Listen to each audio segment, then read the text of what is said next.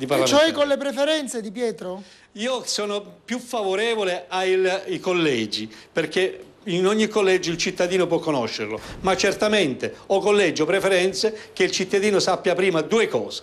Primo, chi va a votare, chi è, e quindi abbia la conoscenza diretta della persona. Oggi come oggi si mette una croce e poi chi si è visto si è visto. Secondo, che quando va a votare si sa che quel voto a quale coalizione lo si dà, a quale candidato leader si dà, per quale programma lo si dà. In questo momento si sta facendo una legge in Parlamento in cui gli accordi di governo si faranno il giorno dopo e quindi il voto dei cittadini verrà venduto al miglior offerente, o meglio al peggior compromesso che si può realizzare. È questa la posizione dell'Italia dei Valori, per cui vorrei ricordare, grazie anche a questa televisione, che nell'altro referendum, anche grazie a voi, io me lo ricordo quando l'avete sostenuto, avete informato i cittadini, abbiamo raccolto 1.200.000 firme per fare questo referendum. Per un vizio formale non si è fatto. In questo Parlamento, invece di cominciare e di mettere all'ordine del giorno questo progetto di legge firmato e sottoscritto da 1.200.000 cittadini,